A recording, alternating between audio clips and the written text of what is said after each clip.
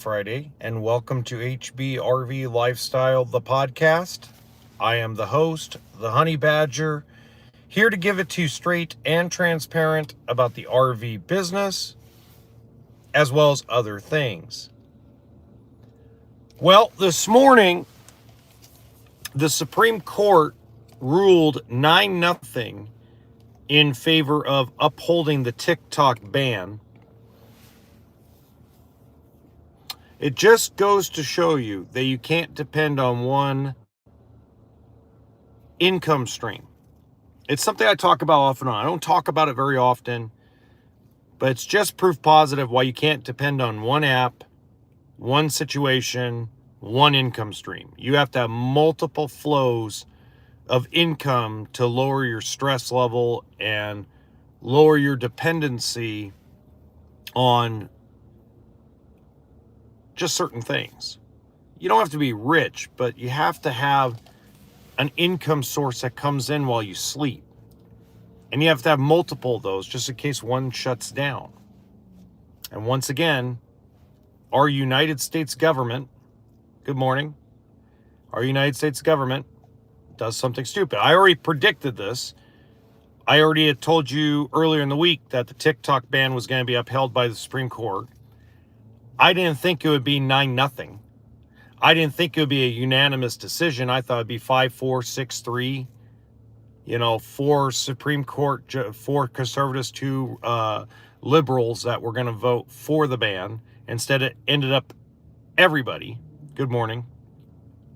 So it just goes to show you that politicians of every card-carrying side of an aisle only care about their money, their stock portfolio, and their net worth. They don't care about their actual citizens.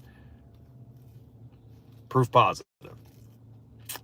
Beyond that, I feel bad for the RV industry this morning.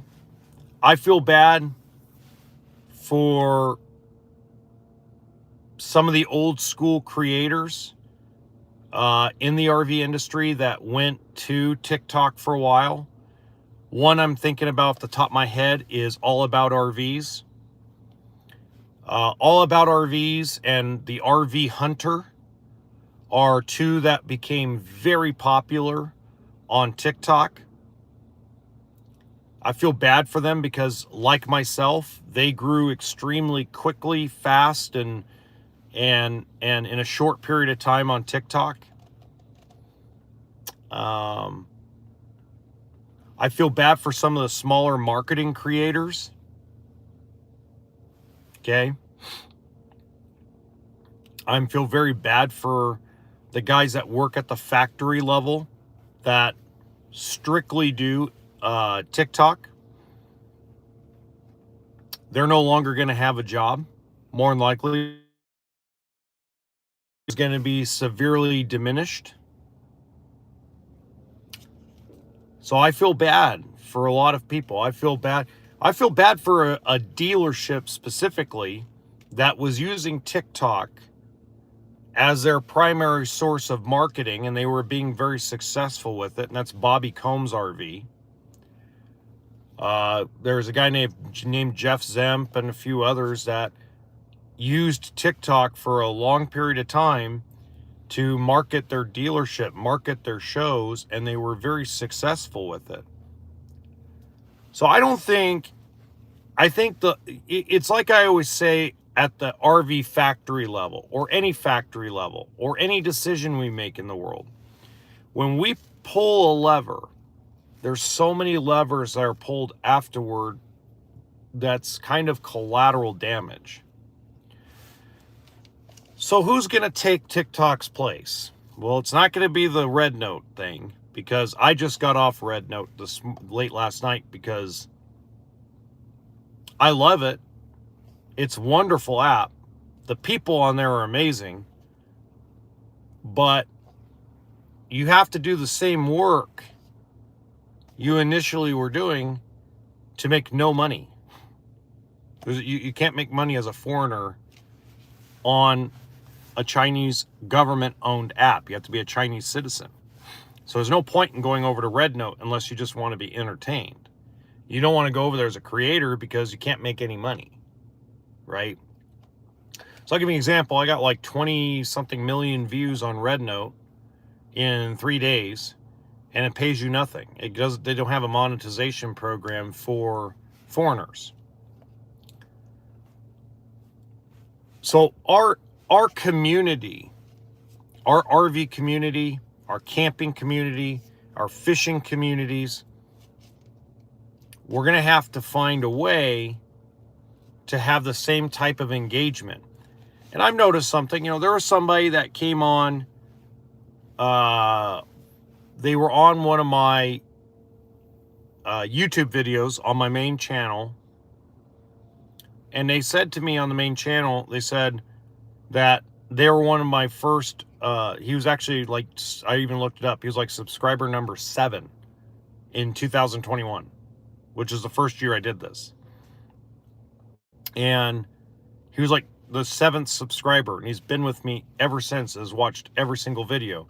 There's another guy that was on here yesterday that was one of the first 200 subscribers here on the podcast and has watched every single episode. What most of you don't realize is, I understand nobody really likes to comment and nobody really likes to hit the like button. You're here on YouTube for education. You're here on YouTube for,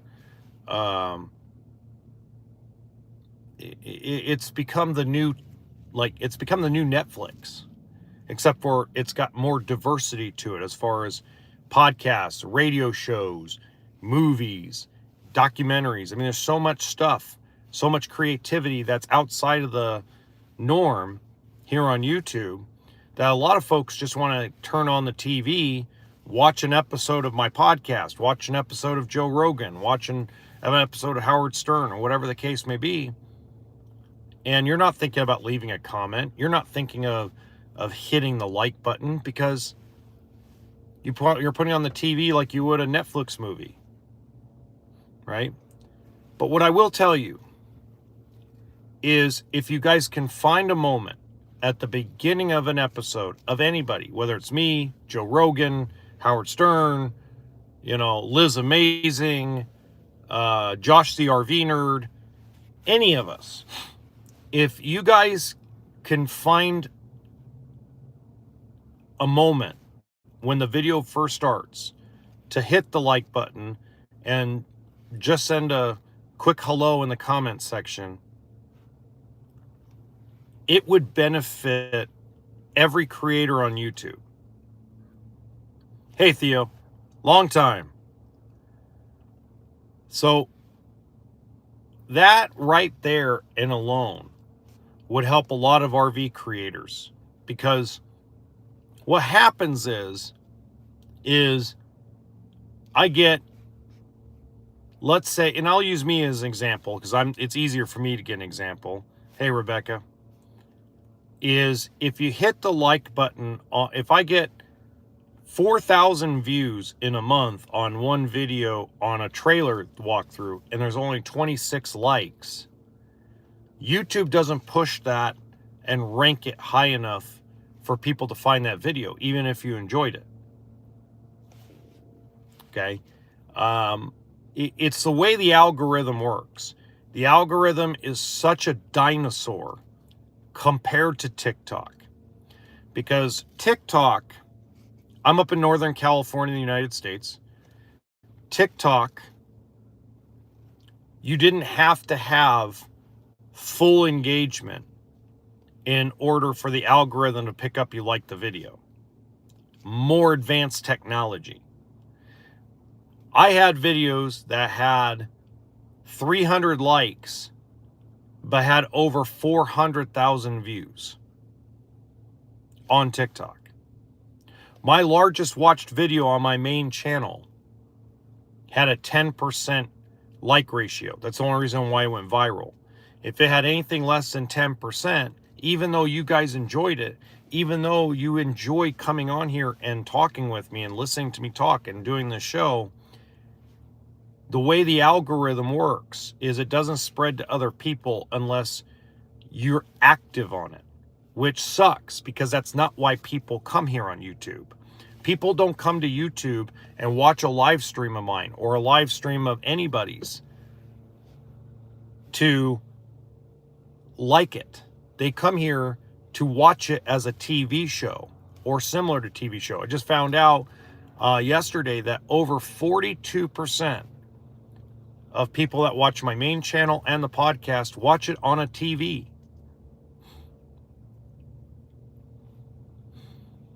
Okay. No, TikTok was paying me. Not as much as YouTube, but TikTok was paying me. So I know in your hearts, it's not something you guys do. But the next time that you see a video you like or you enjoy a creator, even if it's me or anybody else, just bop that like button and send a hello. And then enjoy the video on your TV. Because I know a lot of you watch it on TV or on your mobile device or whatever it may be. So from what I'm understanding, as far as the Tampa Bay show goes, is it's not going the way that the manufacturers and the dealers wanted it to go so far. From what I'm understanding, the estimated attendance is going to be down based on several factors that they've had, and we'll have more data as we go along. But apparently it's not going to be as big as it's been in the past. That's not necessarily a bad thing.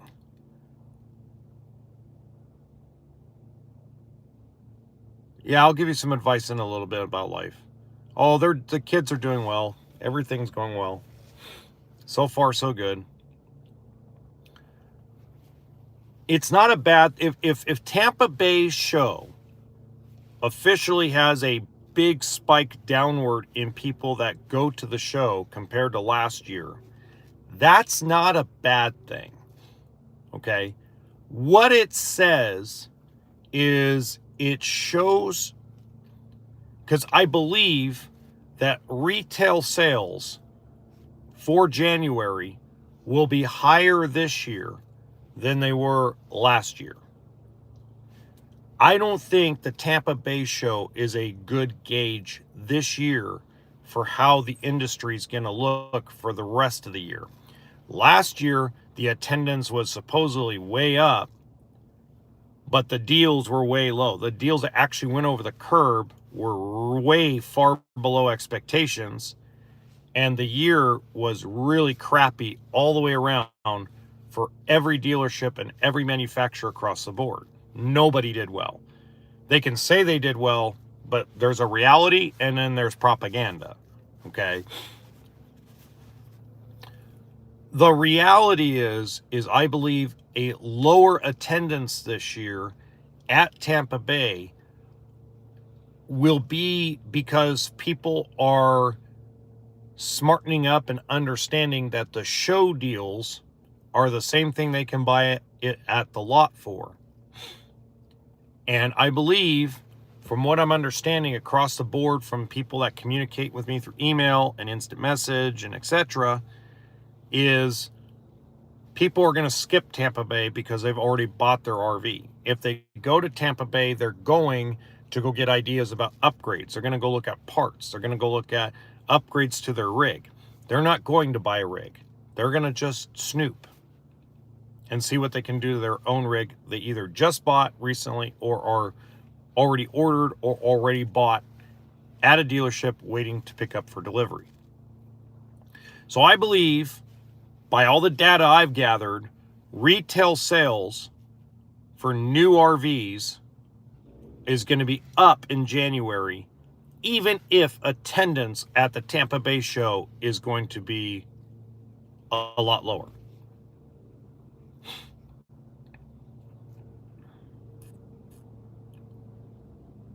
Yeah, absolutely, Efren. Absolutely.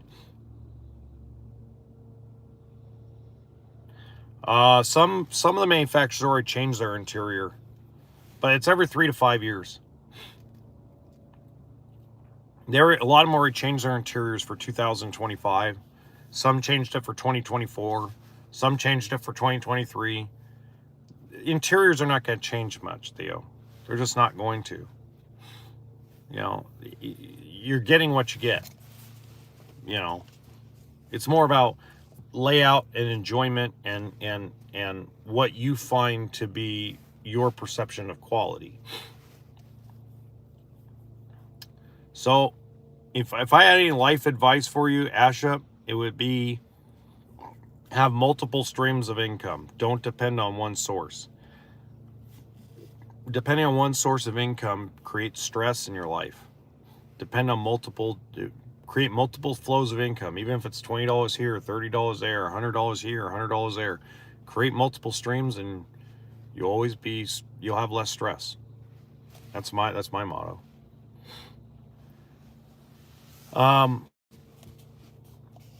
Interest rates on used went up. The other day, 800 FICO score, perfect credit, good money down, 5-year-old unit, rate was 11%. I don't know why, couldn't give you a reason why. They went to their credit union, 10.74. We went to another credit union that is a national credit union that buys a lot of loans, 11.49. Yes, 7-Eleven coffee. I didn't have time to go to McDonald's.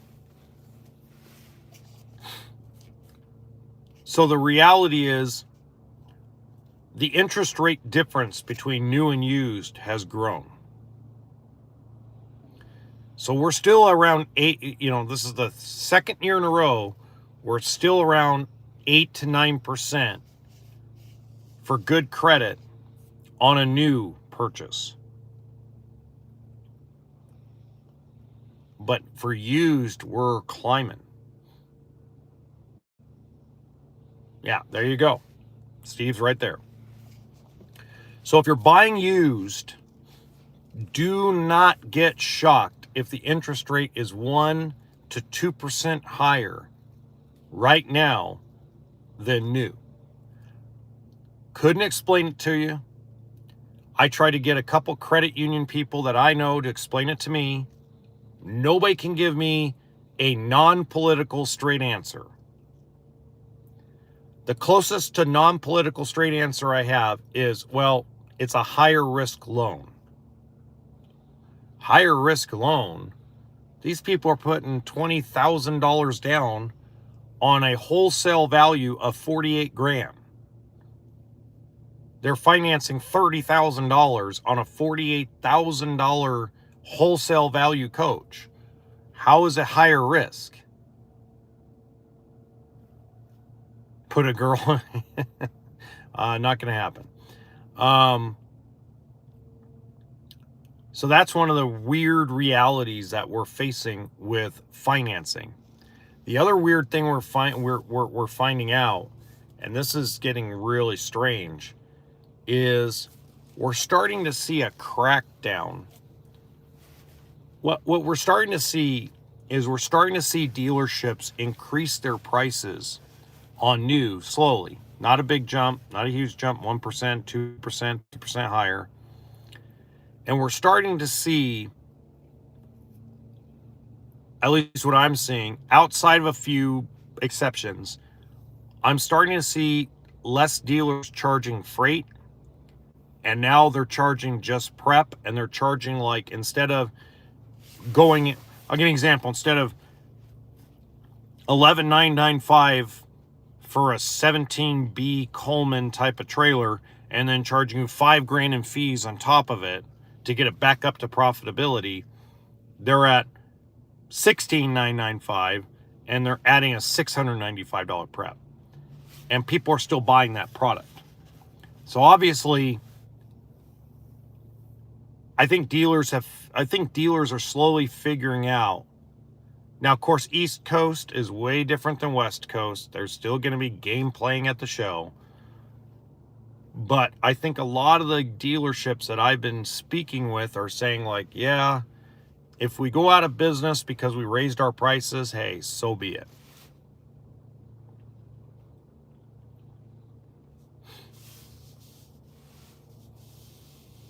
Oh, yeah. Oh, I don't doubt it. That's cheap. Actually, most fifth wheel toy haulers to come from Indiana to Arizona is usually about $7,000. That's how much the factories charge the dealers. Going to California is another $1,000. So from Phoenix to Palm Desert, Beaumont, Banning area, that's another grand. You're talking about for like a Momentum or a Forest River Rogue Armored or any of those big fifth wheel toy haulers. You're talking about $7-8 in freight from the factory. It's some big money. It's huge money. I think a lot of dealers have started to say, you know what? C'est la vie. Okay, $9.99 is not bad. That's not too bad. Who'd you buy it from? What dealer did you buy it from? Yeah, but see, here's the problem. That's not what the truck drivers make. It's a profit center for the manufacturers. I have no idea who Sid Meier is. Oh, you didn't buy? Oh, okay. What do you want to buy, Steve? Is it that Jayco seismic you've been talking to me about?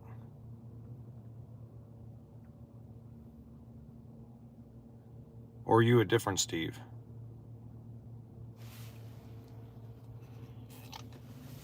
Oh, okay. What are you upgrading from?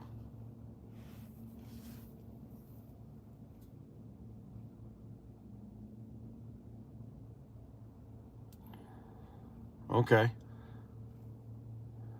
I'll look him up in a little bit. What are you upgrading from, Steve? I forget. What was your trade? Oh, Vengeance. Oh, okay.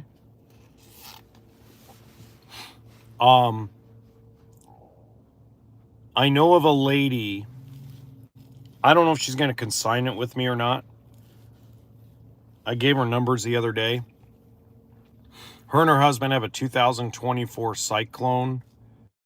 415, I think it is. And they already went through all the Armageddon problems with it. They already had the roof replaced and all the little BS crap that Cyclone had problems with. So they pretty much got a brand new coach. They're looking to get rid of it to upgrade to a Super C. But they want to sell theirs first, even though the difference between what they can sell it for and what dealers are going to give it to them for is not that big of a difference. They still want to sell it first to to just basically move on and start fresh, so they can just walk in without saying they have a trade. He's basically how she put it to me. So I think it has the side patio. I'll have to double check. I'll have to double check. I'll get back to you. I have your email. I'll get back to you. Because if it's something you're interested in, I'll see if I can get her to send me pictures. But yeah, it's gone through all the Armageddon stuff that Heartland was going through with their roof and stuff. They already had the roof replaced and all that crap. So it's gone through all the crap that it went through when it was brand new. And she'd be willing to let it go. And you could pick it up for $85,000. So $85,000 is about $20,000 less than a new 2024 and about $35,000 less than a new 2025. So yeah.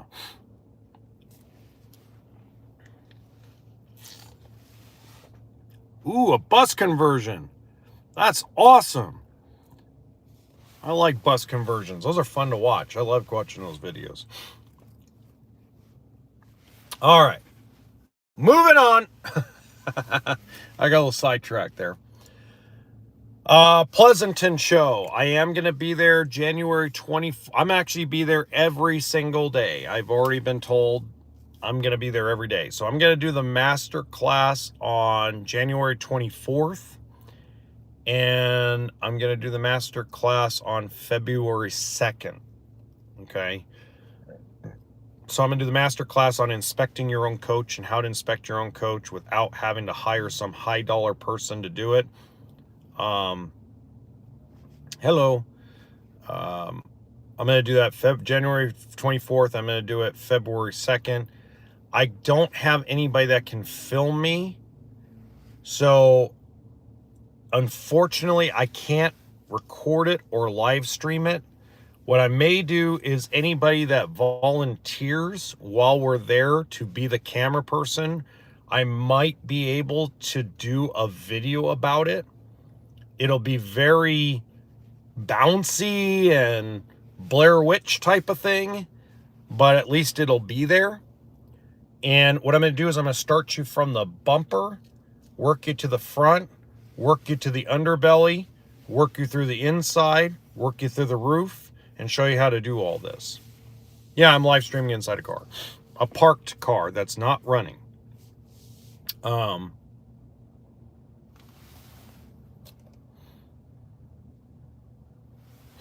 Larry, if you show up with coffee. I know Mike Adams is over at the Tampa Bay show right now. He's probably getting me some footage of some of this stuff. Some of the stuff I can't go see because it's not going to be at the Pleasanton show. It should be very exciting. I think the master class will be a lot of fun. It's free as long as you pay the gate fee and the parking fee to get into the show. The master class is free. Okay, so the master class will be January 24th. I'm probably going to start it at 11 a.m. on the 24th. And on February 2nd, I'm going to do the same thing. I'm going to start it at 11 a.m. So 11 a.m. Pacific Standard Time, January 24th at the Pleasanton RV show, and February 2nd at the Pleasanton RV show. I'm going to make the announcement on a couple shorts and things like that and kind of keep going. Oh, very cool. Nice to meet you, Raj. Final thought of the day. Holy crap, is it cold up here in Northern California compared to what it normally is. Last night, I was watching this fifth wheel that this guy was crashing out in. He was at this Love's gas station. He was conked out in his fifth wheel. And I'm looking up and I'm like, there's icicles forming on the top of his roof where the rain gutter's coming. So all the condensation is running down from either his heater or whatever he's running inside the coach, and it's running down and it's forming icicles. And I'm like, wait a minute. This is Northern California. It doesn't freeze in Northern California. So then I turn on my car and I look, and I'm like, holy crap, it's 29 degrees. At 11 o'clock at night, it's 29 degrees Fahrenheit. I'm like, oh, well, that makes sense why that's freezing. Oh. So snowbirds, it's still cold. Yeah, see, Brian gets it.